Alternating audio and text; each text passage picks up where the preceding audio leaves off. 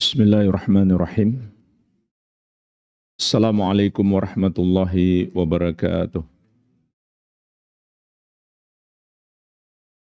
Alhamdulillahi hamdan kathiran tayyiban mubarakan fih, mubarakan alaih, kama yuhibbu rabbuna wa yardah. Ashhadu an la ilaha illallah wahdahu la syarika lah, wa ashhadu anna Muhammadan abduhu wa rasuluh. Sallallahu alaihi wa ala alihi wa sahabatihi ajma'in wa man tabi'ahum bi ihsanin ila yaumiddin, amma ba'd. Fa ikhwani wa akhwati fillah, rahimani wa rahimakumullah. Semoga Allah Subhanahu wa taala senantiasa mencurahkan rahmatnya kepada kita sekalian. Yang terpenting dalam bulan Ramadan ini adalah meraih ampunan Allah Subhanahu wa taala. Hanya dengan meraih ampunan Allah Subhanahu wa taala kita bisa selamat masuk surga dan terhindar dari api neraka. Dan Allah Subhanahu wa taala menetapkan syarat untuk bisa menggapai ampunannya. Di antara syarat utamanya adalah kita selalu berusaha meneladani Rasulullah sallallahu alaihi wa ala alihi wasallam. Sebagaimana dalam surat Ali Imran ayat ke-31. Allah Subhanahu wa taala berfirman, "Qul in kuntum tuhibbunallaha fattabi'uni." Katakan wahai Muhammad, sampaikan kepada umatmu, kalau kalian benar-benar cinta kepada Allah, maka ikutilah aku. Ikutilah Rasulullah sallallahu alaihi wa ala alihi wasallam. Yuhibbukumullah, barulah Allah akan mencintaimu, wa yaghfir lakum dzunubakum, dan akan mengampuni dosa-dosamu, wallahu ghafurur rahim, dan Allah Maha Pengampun lagi Maha Penyayang. Jadi Nabi SAW meneladani beliau adalah syarat yang Allah Subhanahu wa taala tetapkan untuk meraih ampunan Allah Subhanahu wa taala. Oleh karena itu kita perlu tahu beberapa kekeliruan yang menyelisihi petunjuk Nabi SAW agar kita dapat menghindarinya. Yang pertama adalah menyebarkan hadis-hadis lemah dan palsu. Contoh, ketika menjelang bulan Ramadan, katanya ada hadis harus bermaaf-maafan. Dan harus menyambut gembira dan menyebarkan berita masuknya Ramadan. Dan itu biasanya jadi WhatsApp berantai. Dan di akhir WhatsApp itu ada kabar gembira. Siapa yang menyebarkannya minimal kepada 5 orang, maka dia akan melihat dalam hidupnya kebaikan ini dan kebaikan itu. Juga ada ancaman. Siapa yang tidak menyebarkannya, maka hidupnya akan sengsara. Maka ini hadis palsu. Tidak ada satupun hadis seperti itu. Begitu juga hadis sumu tasihhu, berpuasalah supaya kamu sehat. Meskipun maknanya benar, tapi nggak boleh kita katakan itu hadis Nabi sallallahu alaihi wasallam karena tidak sahih. Begitu pula menyebarkan berita gembira tadi dengan masuknya Ramadan boleh-boleh saja. Tapi jangan kita katakan hadis dalam bentuk menyebarkan kepada beberapa orang akan mendapatkan kebaikan, kalau tidak akan mendapatkan malapetaka, itu sebagai hadis Nabi sallallahu alaihi wasallam. Karena tidak ada dasarnya sama sekali. Begitu pula hadis tentang Ramadan dibagi 3. 10 yang pertama ampunan, 10 yang kedua rahmat, 10 yang ketiga pembebasan dari api neraka. Hadisnya tidak sahih. Begitu pula hadis tentang tidurnya orang puasa itu ibadah. Tidak ada dalilnya, dan tidurnya orang yang berpuasa itu pada dasarnya mubah, sama dengan tidurnya orang yang tidak puasa. Kecuali kalau seorang yang tidur itu berniat dengan tidurnya dia bisa lebih kuat untuk ibadah, barulah menjadi ibadah. Karena innamal a'malu binniyat, sesungguhnya amalan itu tergantung niat.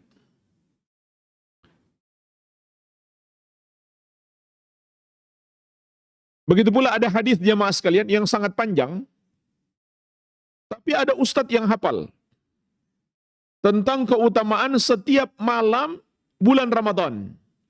Malam pertama keutamaannya ini dan itu, malam kedua keutamaannya ini dan itu, malam ketiga keutamaannya ini dan itu. Bayangkan ada ustadz yang hafal loh, padahal hadis palsu. Bukan ustadz sunnah. Maka ini sayangnya disebarkan sehingga perlu kita waspadai, karena Rasulullah SAW telah memberi peringatan keras. Man kadzaba alayya muta'ammidan falyatabawwa maq'adahu minan nar. Barang siapa yang berdusta atasku dengan sengaja, siapkan tempat duduknya di neraka. Termasuk orang yang masih ragu, apakah hadis itu sahih atau dusta, tapi tetap dia sebarkan, maka dia termasuk pendusta. Sebagaimana sabda Nabi SAW, man haddatha anni bihadithin yura annahu kadhibun, fahuwa ahadul kadhibin. Barang siapa menyampaikan satu hadis dariku yang dia menyangka bahwa itu adalah dusta, namun tetap saja dia sampaikan, maka dia termasuk salah satu pendusta. Jadi jamaah sekalian, kita harus benar-benar yakin hadis itu sahih, baru boleh kita sebarkan, baru boleh kita amalkan. Kekeliruan yang kedua, dalam penetapan awal dan akhir Ramadan. Di sini ada 2 kekeliruan. Yang pertama, dengan menggunakan metode hisab, perhitungan bintang.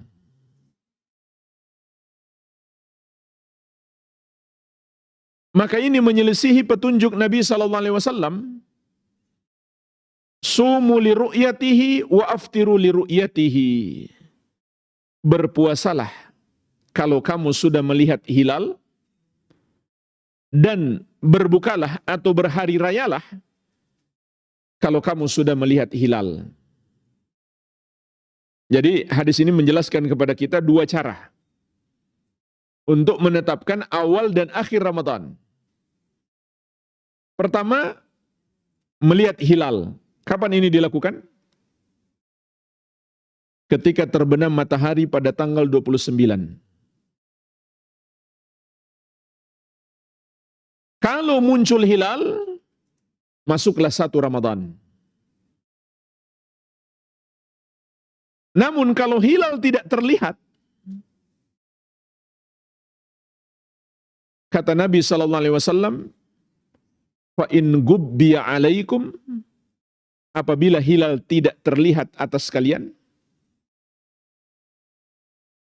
contoh karena mendung, sebagaimana disebutkan dalam riwayat yang lain, fa in gumma alaikum, apabila mendung menghalangi pandangan kalian. Nah, perhatikan hadis ini jemaah sekalian. Hadis ini bisa bermakna hilalnya ada, tapi nggak terlihat. Apa yang harus kita lakukan?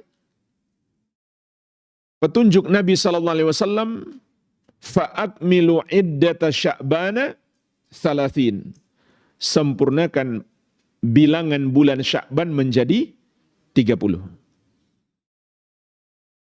Berarti besok baru masuk tanggal 30 Sya'ban. Belum 1 Ramadan. Kalau kita melihat, kalau bulan tidak terlihat pada tanggal 29 Ramadan ketika matahari terbenam, berarti malam itu baru 30 Ramadan. Belum malam Lebaran.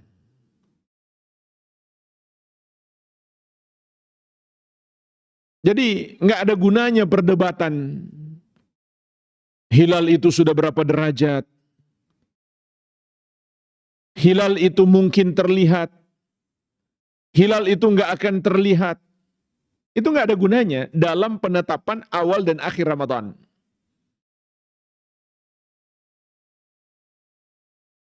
Nabi SAW berpesan kepada kita, kalau kita nggak bisa lihat, itu tidak peduli hilalnya ada atau tidak. Selama kita nggak bisa lihat, maka sempurnakan bulan Sya'ban menjadi 30. Jadi kita pun paham di sini bahwa penetapan 1 Ramadan dan 1 Syawal, begitu pula hilal Dzulhijjah, patokannya bukan keberadaan hilal. Hilal ada atau tidak itu bukan masalah. Namun patokannya adalah hilal terlihat tidak dari bumi. Tidak masalah kalau kita mau lihat dengan alat, pakai teropong misalkan, yang penting terlihat. Juga nggak ada petunjuk dari Nabi SAW, ukurannya, derajatnya harus begini dan begitu. Nggak ada. Pokoknya kelihatan hilal, berapapun ukurannya, kecil maupun besar, masuk 1 Ramadan. Kalau tidak, sempurnakan bulan Sya'ban ataupun bulan Ramadan untuk penetapan Idul Fitri menjadi 30. Ini petunjuk Nabi SAW. Dan ini berdasarkan ijma' ulama. Ulama 4 mazhab di sini memiliki satu pendapat. Memang ada sedikit khilaf muncul belakangan.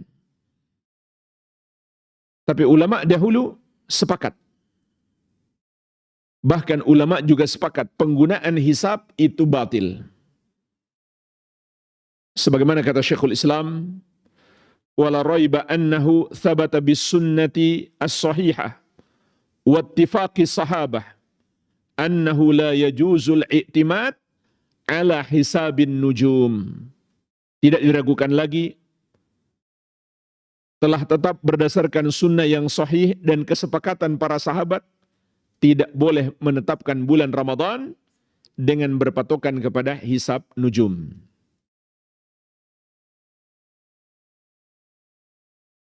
Sayangnya ada sebagian ormas yang mempertahankan kesalahan ini.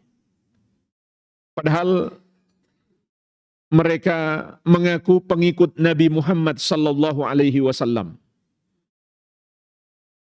Masih ditambah lagi dengan kesalahan yang kedua, yaitu menyelisihi keputusan pemerintah.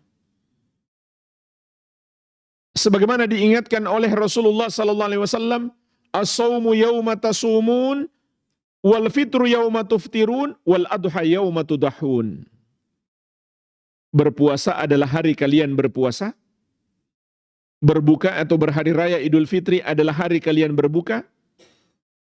Dan berkorban atau berhari raya Idul Adha adalah hari kalian berkorban. Maksud hadis ini, kata Al-Allamah As-Sindi rahimahullah, وَالظَّاهِرْ أَنَّ مَعْنَاهُ أَنَّ هَذِهِ الْأُمُورِ لَيْسَ لِلْآحَادِ فِيهَا دَخْلٌ. Yang nampak jelas bahwa makna hadis ini adalah dalam perkara-perkara ini, yaitu penetapan waktu puasa dan hari raya, tidak boleh ada campur tangan individu masyarakat maupun ormas. Walaisa lahum at-tafarrud fiha. Tidak boleh bagi mereka menentukan sendiri. Balil amru fiha ilal imam wal jamaah. Akan tetapi urusan ini harus diserahkan kepada pemimpin dan pemerintah. Wa yajibu 'alal ahadi tiba'uhum lil imam wal jamaah. Dan wajib bagi masyarakat, baik individu maupun ormas, untuk mengikuti keputusan pemimpin dan pemerintah. Dan ini yang berlaku di masa pemerintahan Rasulullah sallallahu alaihi wasallam. Kemudian pemerintahan para sahabat beliau radhiyallahu taala anhum ajmain. Orang yang melihat hilal di masa itu, dia tidak serta-merta boleh mengajak orang-orang berpuasa atau berhari raya. Tapi dia laporkan dulu kepada pemerintah dan pemerintah yang menetapkan. Itu pun kalau pemerintah percaya kepadanya. Kalau dia diragukan oleh pemerintah, pemerintah boleh saja menolak. Sesuai dengan ijtihad pemerintah. Ini kewajiban syariat. Hikmahnya apa? Agar terjadi persatuan. Tidak baik apabila sebagian umat Islam sudah berhari raya, bersenang-senang, sebagian masih menahan lapar. Dan bayangkan kalau ada 10 ormas jamaah sekalian. Masing-masing merasa berhak menetapkan kapan hari raya. Bisa jadi 10 kali hari raya bagi kita. Bagus juga 10 hari libur ya. Jadi ini kesalahan. Yang ketiga, termasuk kesalahan adalah melafazkan niat puasa. Karena niat itu tempatnya di hati. Maka melafazkannya baik sendiri maupun secara berjamaah termasuk mengada-ada di dalam agama.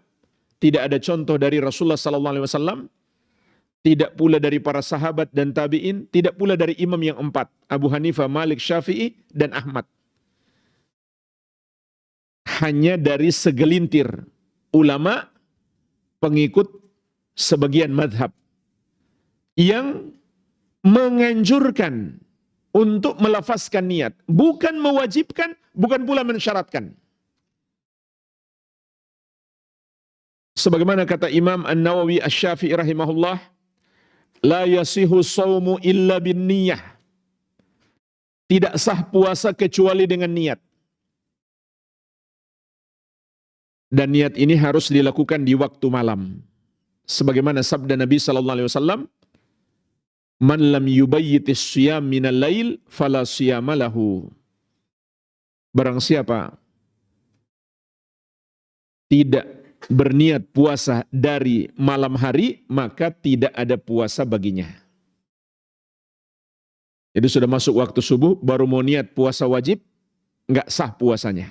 Harus dari malam. Tapi kalau puasa sunnah, boleh. Meskipun sudah pagi, dengan syarat belum makan dan minum apa-apa setelah masuk waktu subuh. Bolehkah berniat untuk sebulan full Ramadan dari malam pertama Ramadan? Jawabannya boleh. Karena bulan Ramadan itu satu kesatuan. Dan Nabi SAW bersabda, "Innamal a'malu bin niat." Sesungguhnya amalan-amalan itu tergantung niat. Kecuali kata para ulama, kalau di tengah bulan terjeda oleh sakit atau safar sehingga kita nggak puasa, maka saat mulai lagi setelah sehat atau setelah mukim, hendaklah kita berniat lagi sampai akhir Ramadan. Kemudian kata Imam An-Nawawi Asy-Syafi'i rahimahullah, wa mahalluhal qalbu, dan tempatnya niat itu di hati. Jadi niat itu amalan hati. Bukan amalan lisan, bukan amalan anggota tubuh. Dan bahkan orang yang sudah bangun sahur, kemudian makan sahur, dia otomatis sudah berniat. Dan orang yang punya keinginan besok mau puasa, berarti sudah berniat. Karena niat itu artinya tekad hati. Keinginan yang kuat untuk beribadah. Lalu kata Imam An-Nawawi Asy-Syafi'i rahimahullah, wala yushtaratun nutqu bila khilafin. Dan tidak dipersyaratkan untuk diucapkan tanpa ada perbedaan pendapat ulama.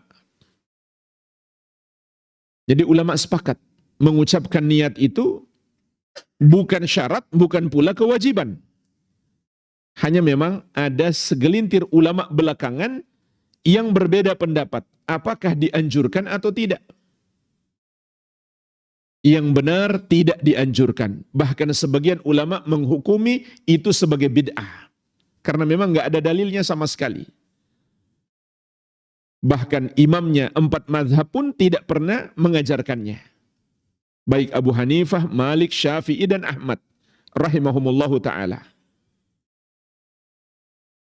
Sehingga Al-Allamah Ibnu Utsaimin rahimahullah berkata, at-talaffudzu bin niyati fi jami'il ibadati bid'atun. Melafazkan niat dalam semua ibadah adalah bid'ah.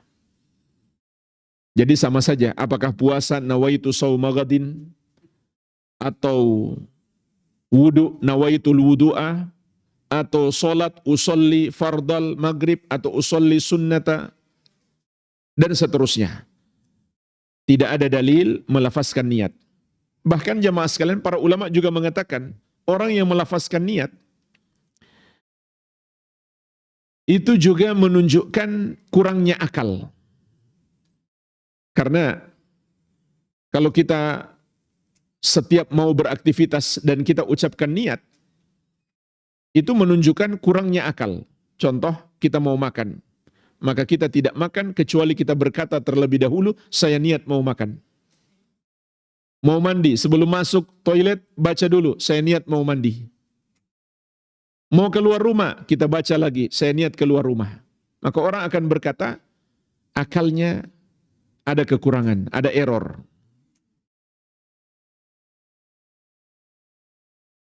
Yang keempat, termasuk kekeliruan adalah penetapan waktu imsak sebelum subuh.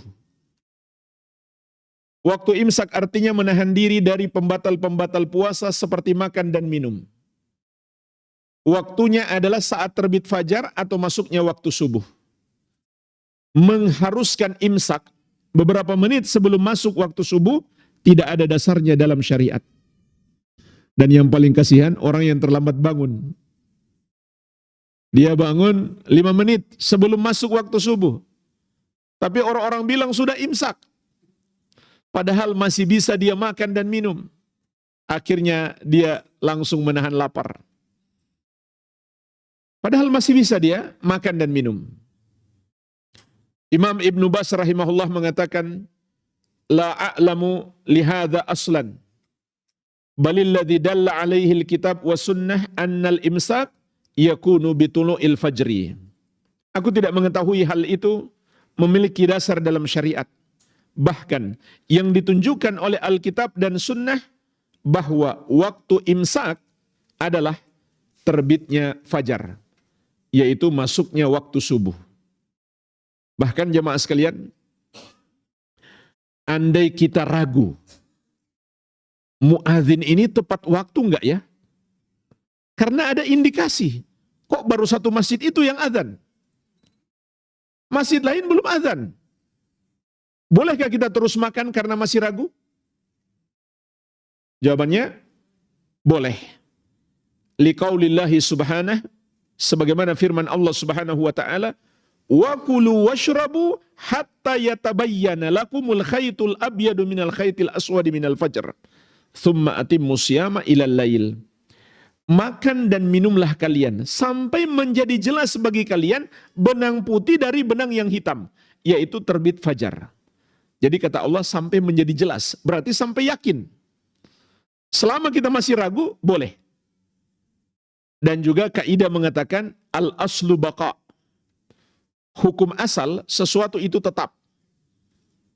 Jadi yang tetap di sini adalah adanya malam. Nggak boleh kita hukumi sudah pagi kecuali ada kepastian. Begitu pula ada kaidah al-yakin la yazulu bisyak. Keyakinan tidak boleh hilang dengan keraguan. Jadi kalau kita masih ragu, maka itu nggak bisa menghilangkan keyakinan awal. Apa keyakinan awal? Masih malam. Kalau muncul keraguan, sudah pagi belum? Sudah subuh belum? Maka keraguan itu tidak perlu dianggap. Terus saja makan dan minum, tidak masalah.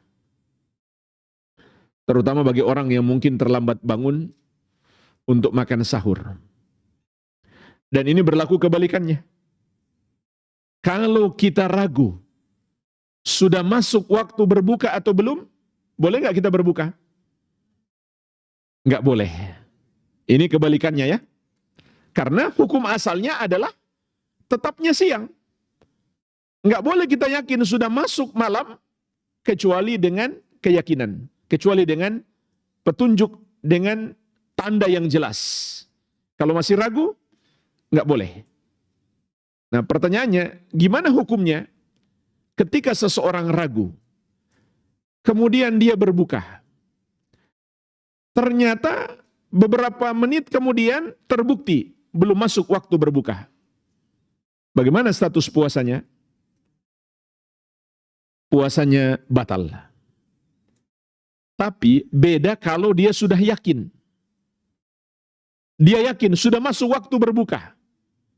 Maka dia pun makan dan minum. Ternyata beberapa menit kemudian tiba-tiba langit menjadi terang lagi. Belum masuk waktu berbuka. Bagaimana status puasanya? Puasanya tetap sah dan dia harus lanjutkan puasanya sampai benar-benar masuk waktu maghrib. Jadi beda ya, dua kondisi ini. Antara orang yang ragu dan orang yang sudah yakin. Karena kaidah yang kita sebutkan tadi, al-yakin la yazulu bisyak. Keyakinan tidak boleh hilang dengan keraguan. Sehingga kalau dia masih ragu, kemudian dia berbuka, padahal belum masuk waktu berbuka, maka puasanya batal, hari itu dia harus qadha. Tapi kalau dia sudah yakin, namun ternyata belum masuk waktu berbuka, dan dia sudah terlanjur berbuka, maka puasanya sah, dia harus lanjutkan puasanya. Dan ini pernah terjadi di masa Nabi SAW. Para sahabat mengira sudah masuk waktu berbuka, karena zaman dulu nggak ada jam. Mereka melihat matahari sudah nggak ada sama sekali, padahal hanya karena mendung. Tidak lama, tiba-tiba muncul matahari lagi. Ketika langit cerah. Maka mereka pun meneruskan puasanya dan tidak mengqadha. Yang kelima, termasuk kesalahan besar di bulan Ramadan, puasa yang sia-sia. Yaitu berpuasa tapi tidak meninggalkan ucapan dan perbuatan yang haram ataupun ucapan dan perbuatan yang sia-sia. Rasulullah SAW mengingatkan, "Wassiyamu junnah." Dan puasa itu adalah perisai. Perisai dari apa? Perisai dari ucapan dan perbuatan yang haram, dan kelak di hari kiamat akan menjadi perisai dari api neraka. Wa idza kana yaumu shaumi ahadikum, maka ketika seseorang sedang berpuasa, fala yarfuth, janganlah dia berkata-kata kotor. Wala yaskhab, janganlah dia berteriak-teriak, saling adu mulut, berdebat, saling caci maki. Wala yajhal, dan jangan pula dia melakukan kejahilan. Kejahilan itu artinya ucapan atau perbuatan yang bertentangan dengan ajaran syariat. Fa in syatamahu ahadun aw qatalahu falyakul inni shaimun marratain. Dan apabila ada orang mencacinya atau memeranginya, mengajaknya ribut, hendaklah dia tidak melayani orang itu. Namun dia katakan, saya sedang berpuasa, saya sedang berpuasa. Itu tidak berarti tunggu sampai saya berbuka. Justru puasa itu melatih kita untuk menahan emosi, untuk sabar. Kalau setelah berbuka kita lampiaskan emosi kita, berarti puasa kita gagal. Puasa kita tidak mengantarkan kita menjadi orang yang sabar dan menahan emosi kalau begitu. Maka puasa seperti ini tidak akan mengantarkan kita menjadi orang-orang yang bertakwa. Rasulullah SAW juga mengingatkan kita, man lam yada' qawla zur wal amala bihi wal jahla, falaysa lillahi hajah fi an yada'a ta'amahu wa syarabahu. Barang siapa tidak meninggalkan ucapan yang haram, perbuatan yang haram, dan kejahilan, maka Allah tidak butuh puasanya. Tidak ada gunanya dia meninggalkan makan dan minum. Yang dia dapatkan hanyalah lapar dan haus saja. Imam Ibnul Qayyim rahimahullah berkata, "Was-shaimu huwa alladhi shamat jawarihuhu 'anil athami." Orang yang berpuasa adalah yang anggota tubuhnya berpuasa dari dosa-dosa. Matanya dia puasakan dari melihat yang haram. Kalau sebelum Ramadan mungkin di antara kita ada yang bergampangan ketika buka medsos, lewat drakor, lewat dracin, lewat Dracula, dia pencet videonya, dia tonton, dia menikmatinya bahkan. Maka di bulan Ramadan harusnya kita tobat, puasakan mata kita. Dan setelah Ramadan jangan kembali lagi. Setelah Ramadan kalau kita kembali lagi, itu menunjukkan Ramadan kita gagal. Dan bahkan menunjukkan amalan kita tidak diterima. Sebagaimana kata Imam Ibn Rajab rahimahullah, indikasi amalan yang diterima oleh Allah Subhanahu wa taala adalah orang itu setelah Ramadan dia semakin baik dan dia melakukan amal-amal soleh yang lain. Kalau dia kembali berbuat maksiat seperti yang dia lakukan sebelum Ramadan, itu adalah indikasi amalannya tidak diterima dan puasanya gagal. Tidak berhasil membentuknya menjadi orang yang lebih takwa kepada Allah Subhanahu wa taala. Kita puasakan telinga kita dari mendengarkan apa yang Allah haramkan.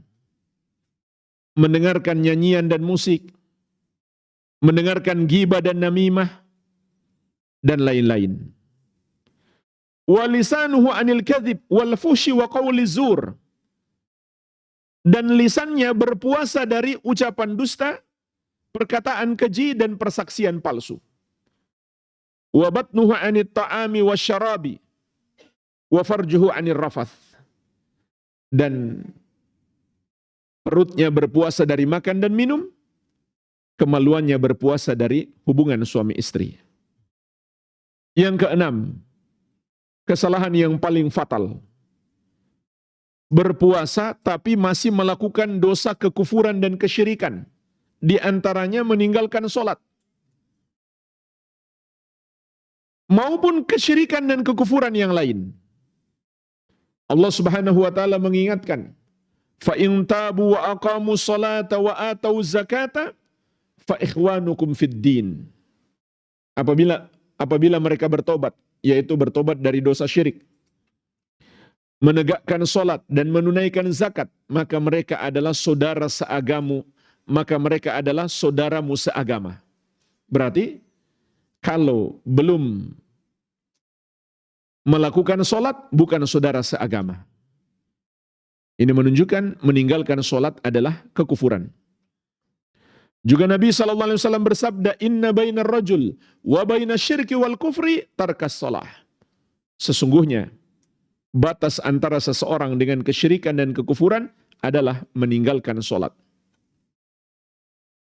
Dan Nabi SAW menegaskan, al-ahdul ladzi bainana wa bainahumus shalah, faman tarakaha faqad kafar.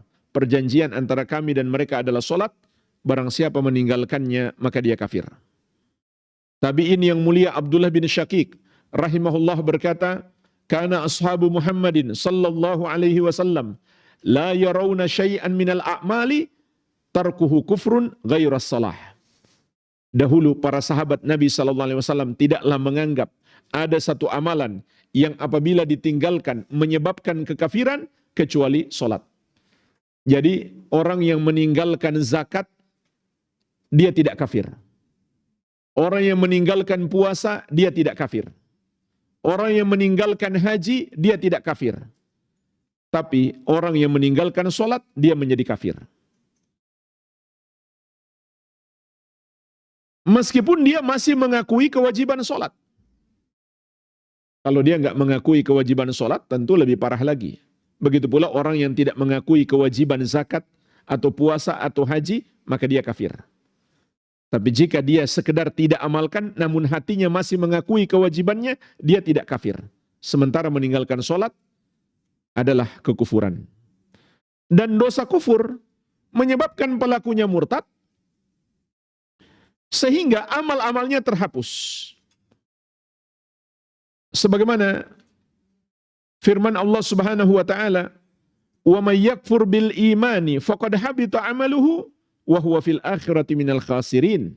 Barang siapa yang kafir terhadap keimanan, maka terhapuslah amalannya dan dia di akhirat termasuk orang-orang yang merugi.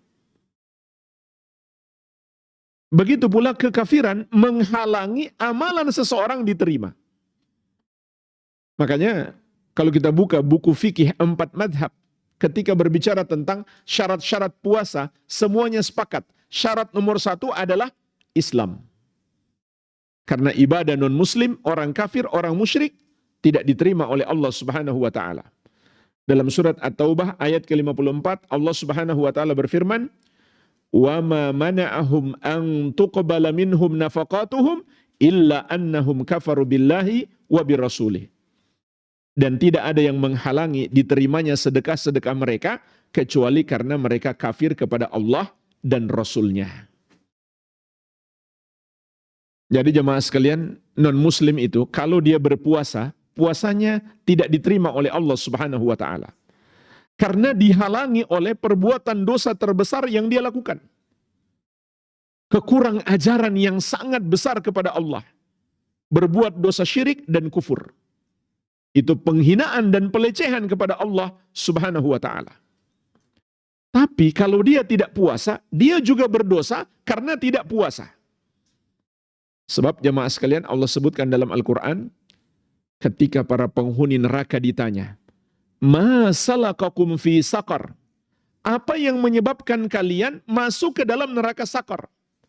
Qalu lam naku minal musallin, wa lam naku nut'imul miskin, wa kunna nakhudu ma'al khaidin. Mereka menjawab, kami tidak melakukan sholat. Kami juga tidak memberi makan orang miskin. Dan kami juga membicarakan yang batil bersama orang-orang yang melakukannya. Lihat di sini, di antara sebab orang kafir diazab di neraka karena tidak memberi makan orang miskin. Dan itu bukan dosa kekafiran. Berarti orang kafir akan diazab karena dosa kekafiran, juga karena dosa yang lain. Di antaranya dosa tidak puasa. Jadi serba salah. Kalau dia puasa, puasanya tertolak.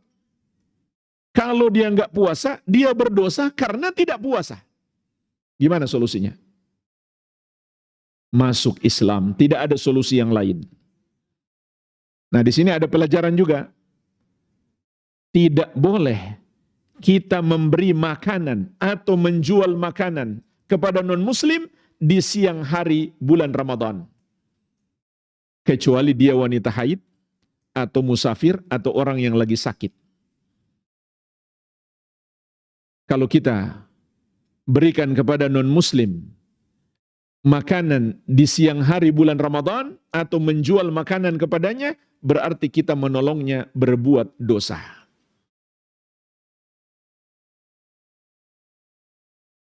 Padahal Allah Subhanahu wa taala telah mengingatkan, wala ta'awanu 'alal itsmi wal udwan. Jangan kamu tolong-menolong dalam dosa dan permusuhan. Berarti kalau antum punya rumah makan, buka di siang hari bulan Ramadan, harus selektif. Periksa KTP dulu.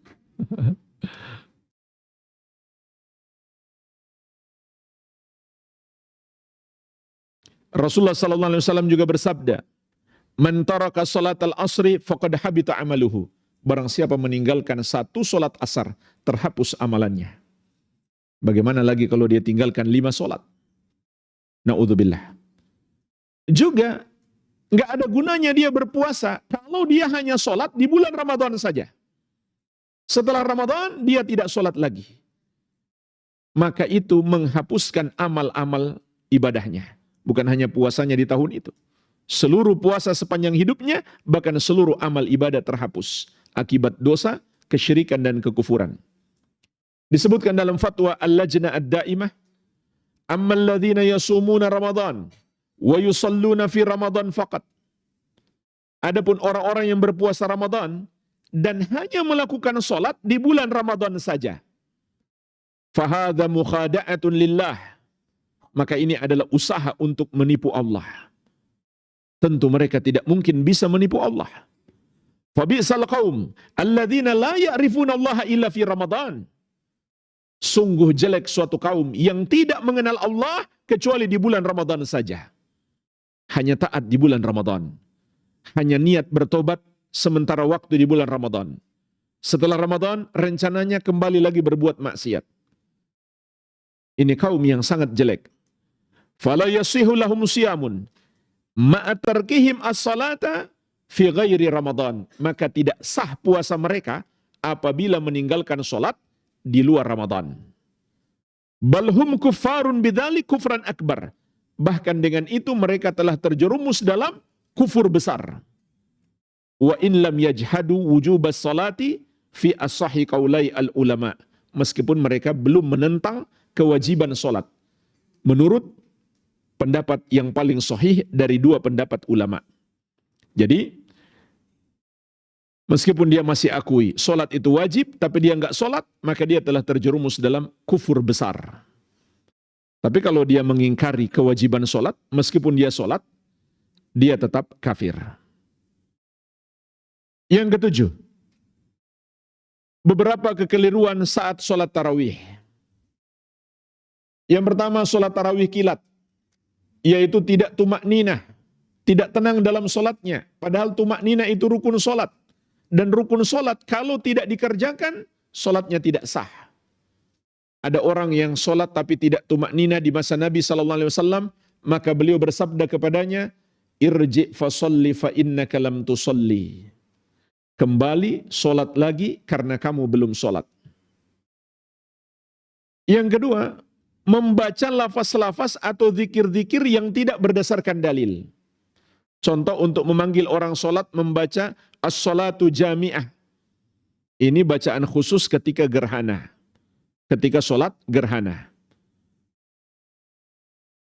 Begitu pula bacaan-bacaan sebelum solat tarawih atau di antara rakaat solat tarawih atau setelah solat tarawih sebelum witir. Itu semua tidak ada dalilnya. Rasulullah SAW mengingatkan, man amila amalan laisa alaihi amruna fahuwa raddun. Barang siapa mengerjakan satu amalan, tidak ada padanya petunjuk dari kami, maka itu tertolak. Yang ketiga, berzikir dan berdoa dengan suara keras. Bahkan pakai alat yang disebut pengeras suara. Ini menyelisihi adab dalam berdoa dan zalim kepada banyak orang. Zalim kepada banyak orang. Makanya sebagian orang jadi tetangga masjid malah mengeluh. Bukannya senang malah mengeluh. Harusnya kita senang dong, dekat dengan masjid. Tapi banyak orang malah mengeluh. Kenapa? Ulah sebagian pengurus masjid teriak-teriak zikir dan doanya menggunakan pengeras suara. Tetangga masjid nggak bisa tidur dengan nyenyak. Karena seringkali mereka lakukan itu di jam tidur juga. Di jam istirahat. Terlebih kalau ada orang yang lagi sakit dan lain-lain. Bahkan sudah ada aturan pemerintah yang boleh keluar masjid hanya adzan. Karena memang adzan tujuannya keluar masjid, bukan ke dalam masjid. Agar orang-orang datang memenuhi panggilan azan itu. Salat pun yang sudah jelas salat disyariatkan, dalam aturan pemerintah kita tidak boleh suaranya keluar. Karena memang nggak perlu juga, nggak ada sunnah khusus. Sholat harus suaranya keluar, tidak. Sholat itu suaranya untuk orang yang sholat saja. Suara imam untuk makmumnya saja, nggak perlu sampai keluar masjid.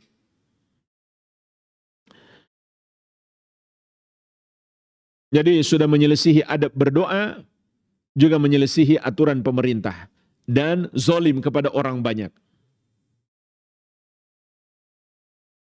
Biasanya di musim Ramadan ini, orang yang dekat masjid sunnah baru bersyukur.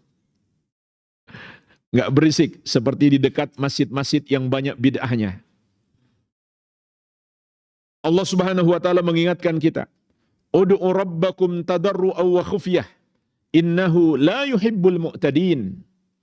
Berdoalah kepada Rabbmu dengan merendahkan diri dan suara yang lembut, suara pelan. Sesungguhnya Allah tidak menyukai orang-orang yang melampaui batas. Jadi termasuk melampaui batas orang yang berdoa dengan suara keras.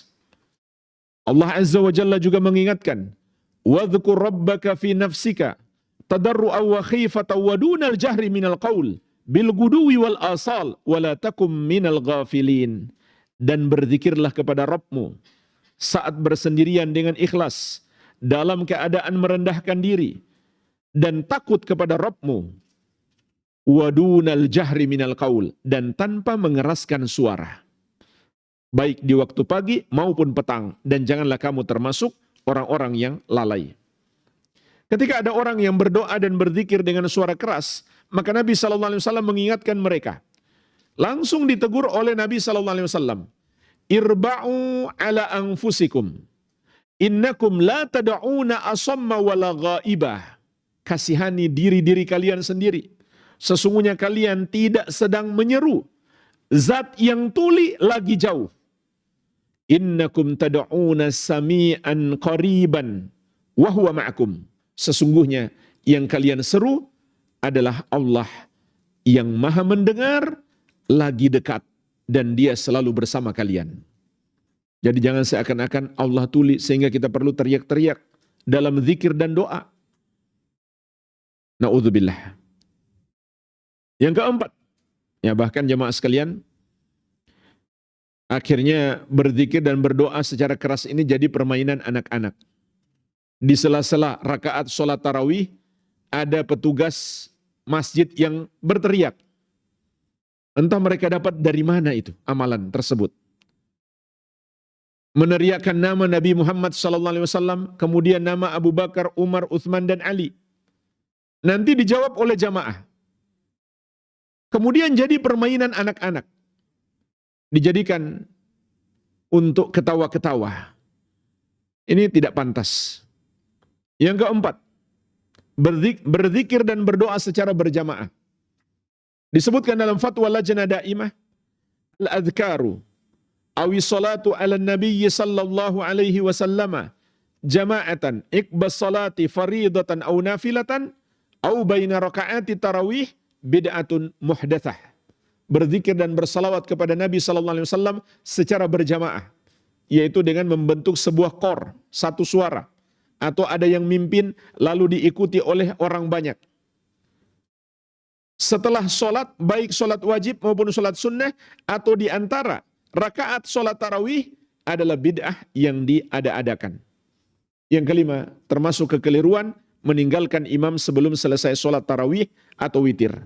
Nabi SAW bersabda, "Innahu man qama ma'al imam hatta yansarifa kutiba lahu qiyamul lailatin."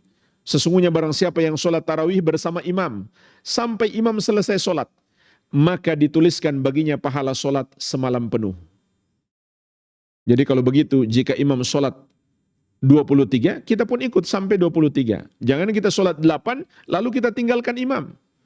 Atau kita sholat 8, kemudian kita cuma duduk-duduk menunggu witir di masjid. Ngapain duduk-duduk? Mending sholat. Agar kita mendapatkan pahala sholat semalam penuh. Karena jemaah sekalian, ada dalil, sholat malam itu tidak ada batasan rakaat. Dan ini juga ijma' kesepakatan ulama 4 madhab. Apa dalilnya? Nabi SAW bersabda, "Sholatul laili mathna mathna." Sholat malam itu 2 rakaat salam, 2 rakaat salam. Terus 2 rakaat salam, 2 rakaat salam, 2 rakaat salam. Sampai kapan? Wa idza khasya ahadukumus subh shalla wahidatan tutir lahu ma qad shalla. Apabila seorang dari kalian sudah khawatir masuk waktu subuh, hendaklah dia sholat 1 rakaat sebagai witir untuk menutup sholat yang telah dia lakukan. Imam Ibnu Baz rahimahullah menjelaskan makna hadis ini, sholat malam baik di dalam maupun di luar Ramadan itu tidak ada batasan rakaat. Tapi kalau kita bicara yang terbaik sesuai dengan jumlah rakaat Nabi SAW adalah 11 rakaat. Namun, belum menjadi yang terbaik kalau kita cuma ikut jumlahnya saja. Ikut juga panjangnya. Kalau cuma jumlahnya saja belum sesuai sunnah. Makanya di sini ada 2 pilihan. Pertama, persis sesuai yang dikerjakan Nabi SAW. Ini yang terbaik. Rakaatnya sedikit dan bacaannya panjang. Sedikit itu berapa? Hanya 11 rakaat. Tapi bacaannya panjang. Pilihan yang kedua, yang dilakukan ulama salaf. Ketika mereka merasa tidak kuat, merasa lemah untuk berdiri lama, maka mereka perpendek bacaan, tapi rakaatnya diperbanyak. Ada yang sholat sampai 20, ada yang kurang dari itu, ada yang lebih daripada itu. Ada yang 36, ada yang 40. Tidak ada batasan. Ini 2 cara yang sunnah. Ada cara yang ketiga. Rakaatnya sedikit, hanya 11, bacaannya pendek. Itulah kita. Jadi itu enggak sesuai sunnah Nabi SAW, juga tidak sesuai amalan salaf. Entah kita ikut yang mana tuh. Yang keenam, termasuk kesalahan fatal. Ketika sholat tarawih, maupun dalam sholat-sholat yang lainnya, kita membiarkan anak-anak bermain dan berisik saat sholat. Ini tanggung jawab kita semuanya. Harus mendidik, menegur anak-anak itu. Tentu tanggung jawab terbesar di pundak orang tuanya sendiri dong. Nggak boleh orang tua membawa anak ke masjid, lalu dia biarkan begitu saja. Harus dia pahamkan anak itu dari rumah. Kita mau ke masjid, ini tempat yang sangat agung, tempat ibadah, kamu jangan main di masjid. Jangan berisik di masjid. Jangan mengganggu orang sholat di masjid. Harus dia pahamkan anaknya. Dan saya melihat jemaah sekalian, anak-anak yang masih kecil, tapi dipahamkan oleh orang tuanya, Masya Allah di masjid tenang dia sholat. Meskipun mungkin terkadang dia duduk, dia tiduran, tapi dia nggak mengganggu orang. Karena orang tuanya memahamkan dia, meskipun dia masih kecil sekali. Begitu pula harusnya anak itu biar dia lebih tenang, karena dia masih sangat kecil, sholatnya di samping orang tuanya. Jangan biarkan anak-anaknya bermain, berisik di masjid, harus dia tarik ke sampingnya. Mungkin muncul pertanyaan, bukankah anak kecil itu memutus shaf? Jawabannya betul, tapi itu hukumnya makruh. Kalau dibiarkan dia ribut, nggak dibikin seperti itu, menjadi haram. Maka yang makruh menjadi boleh ketika dia sudah bertentangan dengan yang haram, atau ketika dibutuhkan. Makanya lebih bagus lagi kalau anak itu diletakkan di paling pinggir saf. Jadi kita kasih kesempatan, orang tua yang bawa anak, kasih dia tempat di pinggir saf, sehingga anaknya tidak memutus saf. Meskipun tentu orang tuanya berniat baik, dia ingin mendidik anak supaya rajin sholat berjamaah. Tapi itu kemaslahatan yang bersifat pribadi. Bagaimana mungkin dia mengorbankan kemaslahatan orang banyak? Itu tidak boleh dalam syariat. Demi kemaslahatan pribadi, dia korbankan kemaslahatan orang banyak. Dan Nabi SAW melarang semua yang mengganggu di masjid. Oleh karenanya beliau bersabda, "Man akalal basala wathuma wal kurratha fala yaqrabanna masjidana." Barang siapa yang makan bawang merah, bawang putih, dan daun bawang, maka janganlah ia mendekati masjid kami. Fa innal malaikata tata'adza mimma yata'adza minhu banu Adam. Karena sesungguhnya malaikat terganggu sebagaimana manusia terganggu. Padahal jamaah sekalian, orang yang bau mulut ketika sholat, paling yang terganggu orang di samping kiri dan kanannya saja. Cuma satu orang di kiri dan kanan. Kalau dua orang berarti sudah parah banget tuh baunya. Bagaimana lagi dengan yang mengganggu seisi masjid? Tentu itu lebih parah. Anak kecil yang belum balik memang dia tidak berdosa. Yang berdosa orang tuanya. Kita semuanya diam, kita semua ikut berdosa. Kita semua harus bertindak, tapi tentu dinasihati dengan baik anak-anak itu. Atau dicarikan solusi. Ada satu orang yang harus berkorban, dia sholatnya terlambat demi mengurus anak-anak itu. Jadi bikin mereka soft sendiri, kemudian dia jadi satpam, mengawasi mereka. Jadi bikin mereka misalkan di belakang sana soft sendiri. Kemudian dia jadi satpam mengawasi mereka sampai selesai sholat. Apalagi kalau kita sepakat kasih dia gaji, pasti mau dia. Jadi itu kalau terpaksa. Harus ada solusinya. Jangan dibiarkan saja. Karena ini berbahaya, akan menjadi mental mereka sampai dewasa. Faktanya jemaah sekalian, mungkin antum lihat ada video yang lagi viral. Orang sudah dewasa masih main di masjid. Masih mengganggu orang sholat loh. Sudah dewasa ini, bukan cerita anak-anak lagi. Karena memang dia dari kecil seperti itu. Nggak ada pengagungan kepada sholat. Tidak dididik oleh orang tuanya. Dan yang paling parah, orang tuanya nggak muncul di masjid. Itu lebih parah lagi. Yang kedelapan, kesalahan saat buka puasa. Pertama, makan dan minum secara berlebihan. Seakan-akan buka puasa itu balas dendam. Allah Subhanahu wa taala mengingatkan, "Wa kulu washrabu wa la tusrifu." Makan dan minumlah dan janganlah berlebih-lebihan. Rasulullah sallallahu alaihi wasallam bersabda, "Ma mala abnu Adam wi'an syarran min batnin." Tidak ada bejana yang dipenuhi isinya oleh manusia yang lebih buruk daripada perut. Bihasab ibni Adam luqaimatun yuqimna sulbahu. Padahal cukuplah bagi anak Adam beberapa suap untuk menegakkan punggungnya. Fa in kana fa'ilan fa thuluthun li ta'amihi wa thuluthun li syarabihi wa thuluthun li nafasihi. Kalaupun ia ingin makan, dia ingin makan lebih banyak, maka hendaklah tetap dia perhatikan sepertiga untuk makanan, sepertiga untuk minuman, sepertiga untuk nafasnya.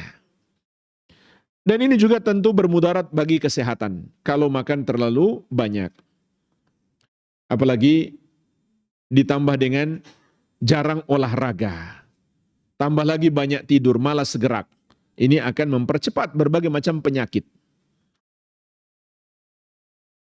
Yang kedua, tidak berbuka dengan menu yang disunahkan. Apa yang disunahkan?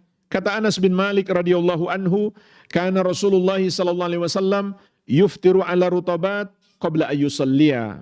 Rasulullah sallallahu alaihi wasallam berkurban dengan kurma muda sebelum melakukan sholat maghrib. Fa illam takun rutabat fa ala tamarat. Kalau tidak ada kurma, maka beliau berbuka dengan kurma matang. Kalau tidak ada kurma muda, maka dengan kurma matang. Fa in lam takun hasawatin min ma'in. Kalau tidak ada kurma matang juga, maka beliau minum beberapa teguk air. Jadi kalau ada kurma, jangan berbuka dengan yang manis-manis atau dengan buah-buahan atau dengan apapun, melainkan air putih terlebih dahulu. Dan juga tidak disunahkan memakan kurma dalam jumlah ganjil. Itu hanya sunnah ketika sebelum keluar menuju sholat Idul Fitri. minimal 3 butir. Kalau mau lagi 5 dan seterusnya. Yang ketiga, termasuk kesalahan memperlambat waktu berbuka puasa. Nabi SAW bersabda, "Bakiru bil iftar wa akhirus sahur." Segerakan berbuka dan akhirkan sahur. Maksudnya kalau sudah masuk waktu maghrib, jangan ditunda-tunda lagi. Yang keempat, kesalahan fatal saat berbuka bersama. Ada 3 bentuknya. Yang pertama, bercampur baur antara laki-laki dan perempuan. Yang kedua, terlambat sholat maghrib dan isya. Bahkan ada yang tidak sholat. Yang ketiga, menghabiskan banyak waktu yang seharusnya dimanfaatkan untuk memperbanyak ibadah. Setelah berbuka biasanya masih ngobrol terus. Sampai lewat tarawih masih ngobrol saja. Yang kesembilan, kekeliruan saat makan sahur. Ada 3 bentuknya. Yang pertama, waktu makan sahur terlalu cepat. Tabi'in yang mulia Amr bin Maimun rahimahullah berkata, "Kana ashabu Rasulillah sallallahu alaihi wasallam ajalan nas iftaran wa abta'ahum suhura." Para sahabat Rasulullah sallallahu alaihi wasallam paling cepat berbuka dan paling lambat makan sahur. Jadi termasuk sunnah Nabi sallallahu alaihi wasallam mengakhirkan makan sahur sampai di akhir waktu, yaitu menjelang subuh. Jangan terlalu cepat. Apalagi kalau makan sebelum masuk 1/3 malam, itu belum waktu sahur. Terlebih lagi kalau seseorang setelah makan dia tidur, karena waktu subuh masih jauh. Ini bisa bermudarat kepada kesehatan. Dan bisa membuat sholat subuhnya kelewat waktu. Jadi hikmah, kita mengakhirkan waktu sahur, agar kita nggak perlu tidur lagi untuk sholat subuh. Sehingga kita tidak terlambat sholat subuh. Dan juga hikmah yang lain, agar kita lebih kuat menahan lapar. Kalau kita terlalu cepat makan sahurnya, maka seakan-akan puasa kita lebih panjang. Yang kedua, termasuk kesalahan, tidak memakan menu yang sesuai sunnah. Rasulullah SAW bersabda, "Ni'ma sahurul mu'min at-tamar." Sebaik-baik makanan sahur seorang mukmin adalah kurma. Dan kedokteran modern sudah membuktikan makan kurma ketika sahur membuat kita lebih kuat menjalani puasa di siang hari. Tidak terlalu lapar, tidak terlalu haus. Begitu pula ketika berbuka, kalau kita mulai dengan kurma, kedokteran modern sudah membuktikan itu sangat bermanfaat bagi tubuh kita. Yang ketiga, termasuk kesalahan ketika sahur adalah melakukan kesia-siaan, bahkan perbuatan maksiat. Ada 3 contoh. Yang pertama, begadang malam sambil main kartu, menunggu waktu sahur. Yang kedua, menonton acara-acara hiburan yang sia-sia, bahkan mengandung maksiat.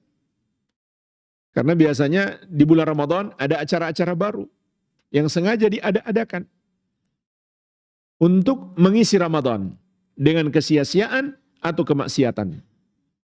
Dan yang ketiga, tidak memanfaatkan waktu sahur untuk berdoa dan istighfar. Padahal itulah waktu terbaik untuk berdoa dan istighfar. Wabil ashari hum yastaghfirun. Allah sebutkan sifat para penghuni surga itu, mereka beristighfar di waktu sahur. Yang ke-10, kekeliruan besar di babak final Ramadan. Kapan babak final Ramadan? 10 hari terakhir. Kenapa itu disebut babak final? Karena itu penentu baik dan buruknya Ramadan kita. Sebagaimana sabda Nabi SAW, "Fa innamal a'mal bi khawatimiha." Sesungguhnya amalan-amalan itu tergantung penutupannya. Jadi kalau kita tutup dengan tidak baik, maka hasilnya juga tidak baik. Meskipun ada kekurangan di awal, tapi kita tutup dengan lebih baik, maka hasilnya menjadi baik.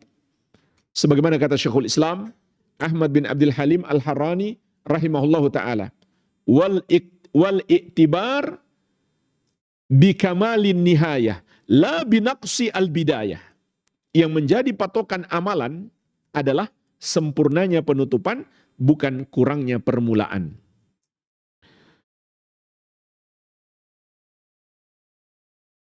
Alhamdulillah di awal Ramadan banyak orang semangat ibadah. Sayangnya di pertengahan dan di akhir Ramadan sudah tidak semangat ibadah, berganti dengan semangat belanja.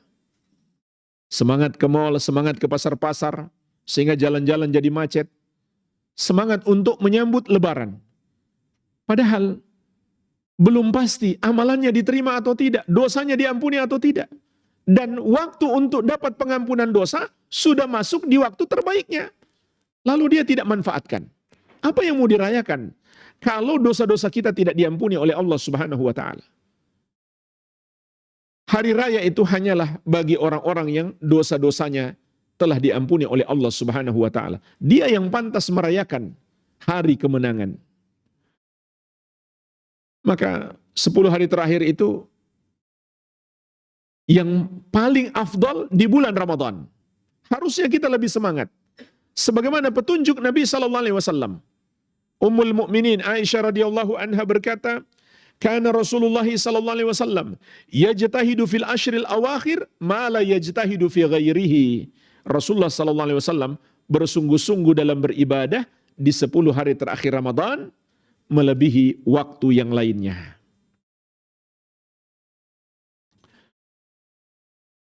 Juga Ummul Mukminin Aisyah radhiyallahu anha mengatakan, "Kana Nabi sallallahu alaihi wasallam idza dakhala al-ashru shadda mi'zarahu wa ahya lailahu wa aiqadha ahlahu." Rasulullah sallallahu alaihi wasallam apabila masuk 10 malam terakhir Ramadan, beliau melakukan 3 hal. Yang pertama, beliau mengencangkan sarungnya. Artinya, beliau tidak berhubungan suami istri sama sekali demi fokus ibadah. Bahkan tidak ada satu istri pun yang beliau kunjungi. Karena beliau sedang konsentrasi ibadah. Yang kedua, wa ahya lailahu, dan beliau menghidupkan malamnya. Kata para ulama, maknanya adalah beliau tidak tidur sama sekali. Atau kalaupun tidur hanya sedikit sekali. Jadi ini sunnah spesial di 10 hari terakhir Ramadan. Sunnah begadang malam. Untuk ibadah. Bukan untuk main HP, bukan untuk nonton YouTube. Tapi untuk ibadah. Yang ketiga, wa aiqadha ahlahu, beliau membangunkan keluarganya. Bahkan jemaah sekalian, untuk lebih fokus ibadah, Nabi sallallahu alaihi wasallam melakukan i'tikaf. Sebagaimana kata Ummul Mukminin Aisyah radhiyallahu anha, anna Nabiy sallallahu alaihi wasallam kana ya'takiful ashral awakhir min Ramadan hatta tawaffahu Allah azza wa jalla thumma takafa azwajuhu min ba'dih. Bahwasanya Nabi sallallahu alaihi wasallam melakukan iktikaf di 10 hari terakhir Ramadan sampai Allah mewafatkan beliau. Kemudian istri-istri beliau masih melakukan iktikaf sepeninggal beliau. Artinya jemaah sekalian, Nabi sallallahu alaihi wasallam setiap Ramadan tidak pernah meninggalkan iktikaf. Sehingga iktikaf itu bukan sekedar sunnah, tapi sunnah muakkadah, sunnah yang sangat ditekankan. Imam Ibn Rajab rahimahullah berkata, "Fama'nal i'tikaf wa haqiqatuhu." Makna i'tikaf dan hakikatnya adalah qat'ul ala'ik 'anil khalaik lil ittisal bi khidmatil khaliq. Memutuskan semua interaksi dengan makhluk demi menyambung hubungan dengan beribadah secara totalitas kepada Allah Subhanahu wa taala. Jemaah sekalian, meninggalkan dunia sama sekali, hanya fokus di masjid, pada dasarnya tercelah. Contoh, seorang laki-laki nggak mau lagi bekerja, mau fokus ibadah saja di masjid. Itu tercelah. Allah Subhanahu wa taala berfirman, "Fa idza qudiyatis shalatu fantashiru fil ardi wabtagu min fadlillah." Apabila salat sudah ditunaikan, maka bertebaranlah kamu di muka bumi dan carilah anugerah rezeki dari Allah. Jadi tidak benar kalau ada seseorang demi fokus ibadah nggak mau kerja. Tapi itu tidak berlaku, celaan tersebut tidak berlaku di 10 hari terakhir Ramadan.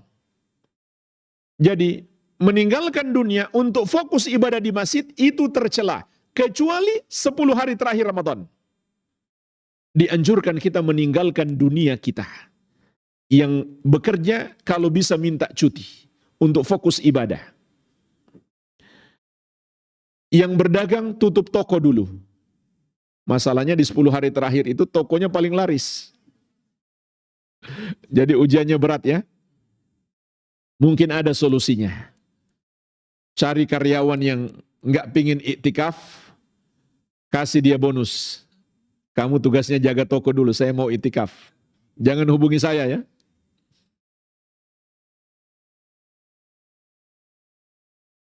Oleh karenanya jemaah sekalian, ketika iktikaf, hendaklah kita fokus ibadah. Jangan mengurus urusan dunia. Yang kita urus hendaklah semua kaitannya dengan akhirat. Dan inilah kesalahan yang kedua, iktikaf tapi tidak fokus ibadah. Seperti sibuk ngobrol dengan sesama peserta iktikaf, tapi yang paling parah masih mengurus urusan dunia. Kalau dia mengurus urusan dunia, hendaklah dia keluar dari masjid. Tidak pantas di masjid kita mengurus urusan dunia atau membicarakan dunia. Syekh Dr. Said bin Ali bin Wahab Al-Qahtani rahimahullah menjelaskan hakikat iktikaf. Taslimul mu'takif nafsahu wa ruhahu wa qalbahu wa jasadahu bil kulliyah ila ibadatillahi ta'ala. Orang yang beriktikaf itu menyerahkan dirinya, ruhnya, hatinya dan jasadnya secara totalitas untuk beribadah kepada Allah Subhanahu wa taala. Talaban liridahu wal fauz bi jannatihi wa irtifa' ad-darajat indahu ta'ala wa ib'ad an-nafs min syughlid dunya allati hiya mani'atun amma yatlubuhul abdu min at-taqarrub ila Allah taala. Dia lakukan itu demi mencari ridha Allah, menggapai kebahagiaan di surganya, terangkat derajat di sisinya, dan menjauhkan diri dari semua kesibukan dunia yang dapat menghalangi seseorang untuk berusaha mendekatkan diri kepada Allah Azza wa Jalla. Jadi, ini sunnah yang spesial, 10 hari terakhir Ramadan, kita memutuskan diri dengan dunia dan meminimalisir semua interaksi dengan orang. Fokus kepada Allah Subhanahu wa taala. Sampai-sampai Nabi SAW bukan hanya masuk ke masjid, beliau masih masuk lagi dalam sebuah tenda. Sehingga nggak ada orang bisa ngajak ngobrol beliau. Betul-betul beliau fokus ibadah. Kalau sekali-sekali ngobrol tidak apa-apa. Bahkan Nabi SAW pernah ketika iktikaf dikunjungi oleh salah satu istri beliau, Ummul Mukminin Sofiyah radhiyallahu anha. Beliau berbicara sebentar, lalu beliau mengantarkan pulang. Karena sudah malam, beliau antar pulang dulu. Maka keluar seperti ini karena ada suatu hajat, dibolehkan. Tapi kalau keluar cuma untuk sekedar jalan-jalan atau pingin ngopi di luar, itu membatalkan iktikaf. Yang ketiga, termasuk kesalahan di 10 hari terakhir Ramadan, melakukan amalan-amalan yang tidak berdasarkan dalil. Contoh perayaan Nuzulul Quran. Memang kebanyakan merayakan 17 Ramadan. Tapi ada juga yang merayakan di 10 hari terakhir Ramadan. Karena Al-Quran itu turun di 10 malam terakhir Ramadan. Pada Lailatul Qadar. Lailatul Qadar itu hanya ada di 10 malam terakhir Ramadan. Bukan di 17 Ramadan. Juga ada yang merayakan perayaan Lailatul Qadar di tanggal 27 Ramadan. Maka ini perayaan yang mengada-ada di dalam agama, tidak ada contoh dari Nabi sallallahu alaihi wasallam. Begitu pula di sebagian daerah ada festival lampu. Di sebuah lapangan mereka pasang lampu yang begitu banyak dan sangat indah. Itu dilakukan di malam 27 Ramadan. Lampunya sampai mati. Begitu pula di sebagian daerah, menyalakan lampu minyak di depan rumah dan jumlah lampu sesuai jumlah penghuni rumah. Konon kabarnya itu cara supaya dapat pahala Lailatul Qadar. Jadi kalau di rumah itu ada 5 orang, di depan rumah dipasangi 5 lampu minyak. Dan itu dibiarkan sampai pagi. Padahal Nabi SAW memerintahkan untuk mematikan lampu-lampu api atau lampu minyak sebelum tidur. Itu ada perintah Nabi SAW. Sebelum tidur, lampu-lampu minyak harus dimatikan. lampu-lampu yang ada apinya menyala, termasuk kompor yang ada apinya menyala, itu harus dimatikan. Maka ini juga mengada-ada dalam agama, tidak ada contoh dari Nabi SAW, dan beliau telah mengingatkan kita, man ahdatha fi amrina hadza ma laysa minhu fahuwa raddun.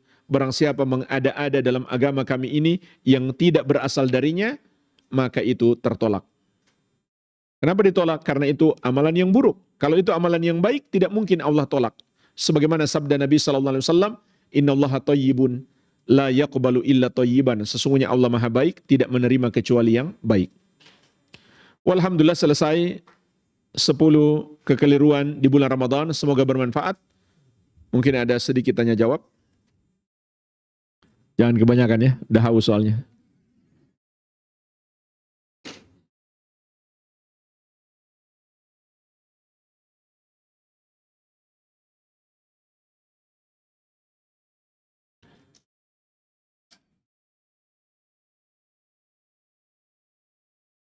Karena sering berdebat dengan teman perihal penetapan awal Ramadan, juga bulan-bulan lain, majunya teknologi, apakah masih harus ru'yah melihat? Bukankah dalam sholat saat ini juga tanpa melihat posisi matahari, berdasarkan hisab atau teknologi, tapi dengan melihat jadwal yang sudah ditentukan? Yang pertama,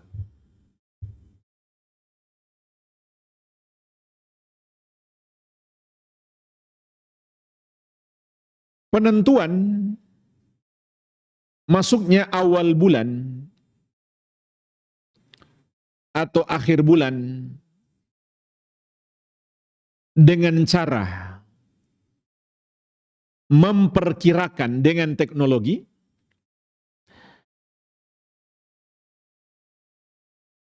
itu bukan cara penetapan yang ditetapkan oleh syariat.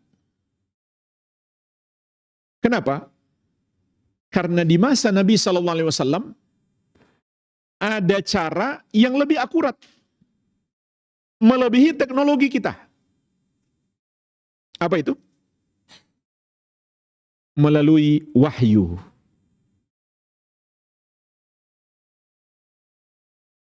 Itu lebih akurat daripada teknologi. Tapi kenapa Allah tidak wahyukan kepada Nabi SAW, wahai Muhammad sudah masuk 1 Ramadan. Wahai Muhammad sudah masuk 1 Syawal. Karena syariat Allah bukan itu. Syariat Allah adalah melihat bulan, kalau bulan tidak terlihat, tidak peduli bulannya sudah ada atau belum, maka sempurnakan bulan menjadi 30. Jadi ini tidak bermakna teknologi itu bertentangan dengan syariat. Tidak bermakna demikian.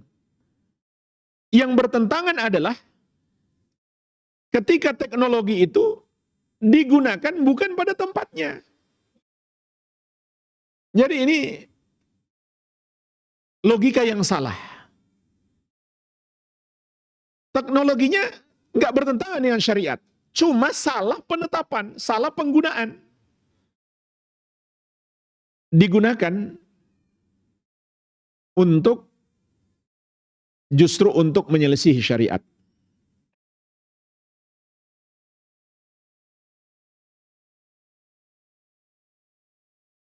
Jadi menurut perhitungan kita, bulannya sudah ada, maka itu bukan ketentuan syariat untuk menentukan awal bulan. Yang ditentukan syariat adalah bulannya terlihat atau tidak. Jadi jangan salah kaprah. Ditambah lagi jamaah sekalian, seringkali orang-orang yang menggunakan teknologi dan ilmu hisab ternyata beda pendapat. Sebagian ormas mengklaim kami menggunakan teknologi. Sebagian lain juga begitu, tapi hasilnya kok beda. Dan itu pernah terjadi di negara kita. Ada ormas A, mereka mengklaim kami menggunakan teknologi ilmu hisab terbaru. Yang B juga begitu, tapi hasilnya beda. Berarti itu sifatnya masih belum pasti. Kalaupun pasti, itu bukan ukuran penetapan syariat. Itu bukan ukuran penetapan awal bulan. Nah, kemudian yang kedua, masalah posisi matahari. Masalah posisi matahari.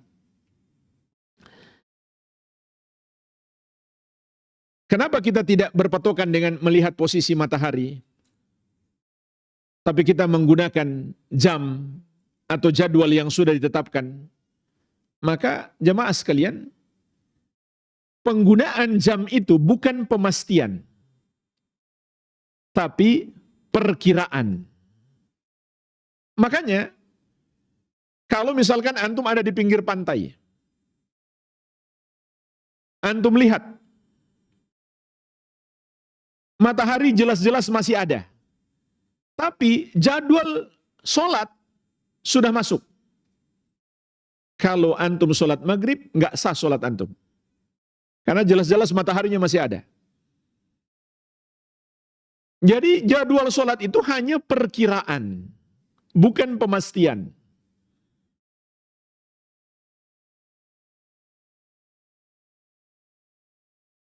Kemudian juga, jarak antara perkiraan dengan jadwal sholat dan waktu sholat, kalaupun berbeda, beda tipis. Kalaupun berbeda, itu beda tipis. Sementara, kalau menggunakan hisab dan ru'yah, bedanya bisa 1 hari. Bedanya beda jauh. Kemudian ada dalil. Nabi SAW menyuruh kita melakukan perkiraan untuk sholat. Dalilnya adalah hadis tentang kedatangan Dajjal. Ketika itu 1 hari seperti 40 hari. Hari kedua seperti 1 hari pertama seperti 1 tahun ya. Hari kedua seperti sebulan.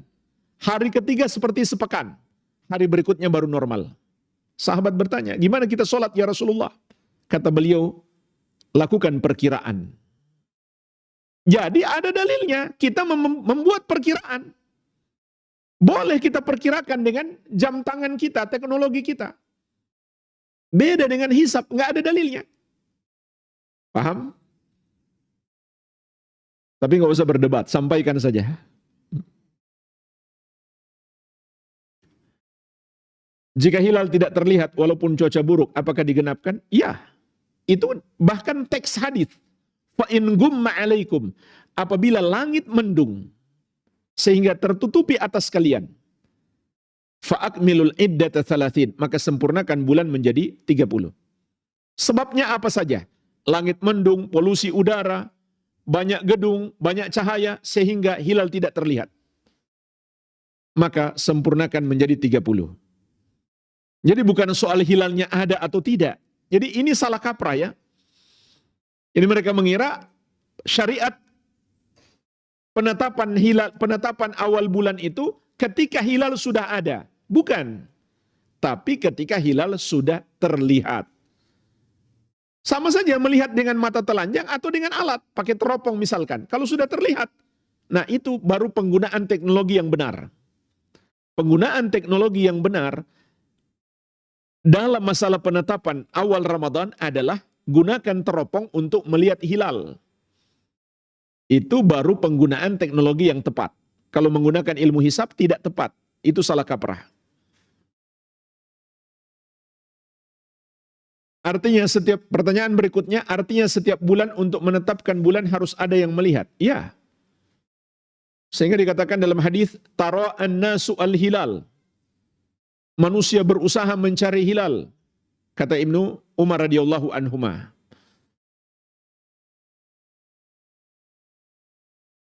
Kalau di Arab Saudi sudah ada tim setiap bulan, jadi nggak pasti tanggalnya. Setiap bulan ada penetapan tanggal.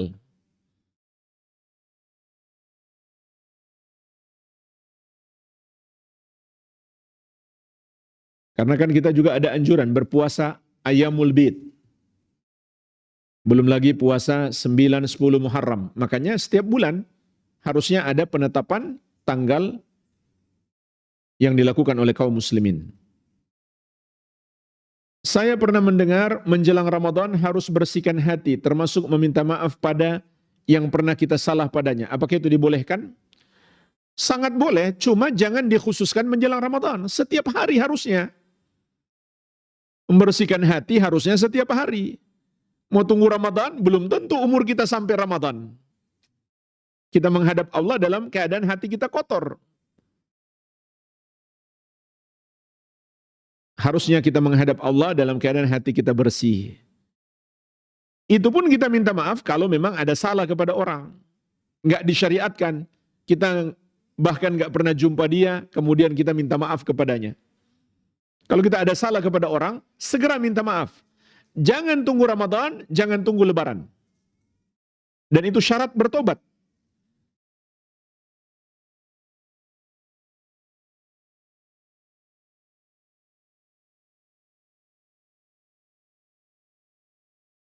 Jadi tidak benar kalau dikhususkan menjelang Ramadan atau di hari raya. Ada penjual gorengan dari pagi sampai sore ketika bulan Ramadan. Tetapi gerobak tidak ditutup. Apalagi kalau tidak ditutup ya. Ditutup pun nggak ada gunanya kalau tetap dia jualan. Jadi kalau dia jualan kepada orang yang wajib puasa dan dia tidak puasa, maka dia berdosa.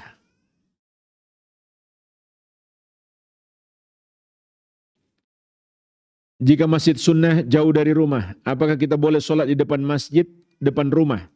Tapi banyak bid'ah yang Ustaz sebutkan tadi. Jawabannya tergantung bid'ahnya. Kalau sampai membuat sholat kita batal atau kita jadi ikut-ikutan berbuat bid'ah, maka tidak boleh.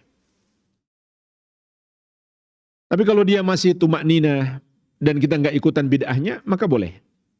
Ya misalkan dia baca zikir-zikir setelah sholat. Kita nggak usah ikutan, nggak apa-apa. Masih lebih baik kita berjamaah daripada sendiri di rumah. Ini bagi laki-laki. Kecuali kalau dia sudah tidak tumak nina sangat cepat, nggak boleh kita ikut. Karena nggak sah sholat kita.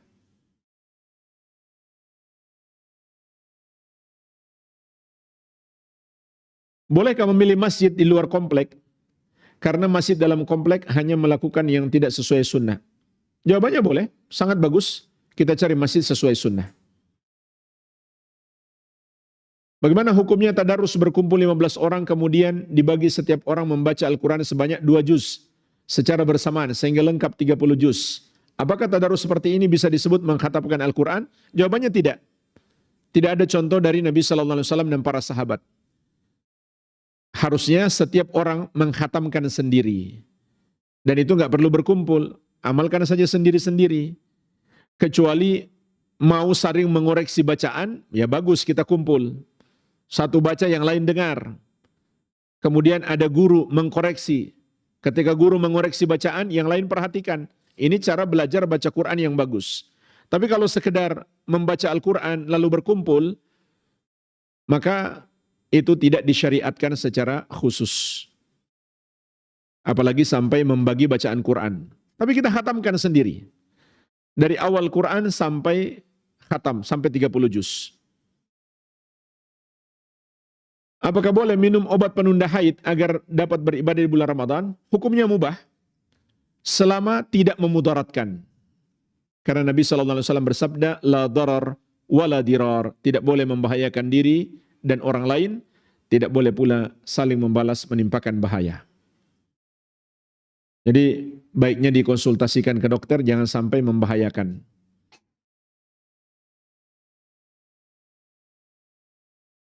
Ikut tarawih di masjid dekat rumah yang bacaannya terlalu cepat dan bacaannya imam kurang baik. Lalu menggunakan speaker luar untuk mengeraskan suara bacaan solat sehingga terdengar keluar. Apakah sebaiknya pindah ke masjid atau solat sendiri di rumah? Atau tetap lanjut saja ikut solat di masjid tersebut? Kalau sangat cepat sampai tidak tumak ninah, maka tidak boleh kita solat di situ. Kalau salah baca dan kesalahannya fatal, juga tidak boleh. Jadi tergantung kesalahannya. Kalau fatal kesalahannya, misalkan sampai merubah makna, maka tidak sah. Kalau sampai dia merubah makna dalam surat Al-Fatihah. Jadi lebih baik solat di rumah. Kalau ada masjid lain yang lebih bagus, maka pergilah ke masjid lain. Kalau tidak, maka di rumah lebih afdal jika kondisinya demikian.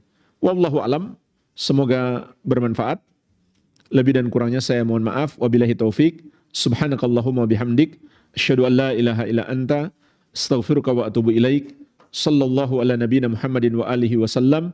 Walhamdulillahi rabbil alamin. Wassalamualaikum warahmatullahi wabarakatuh.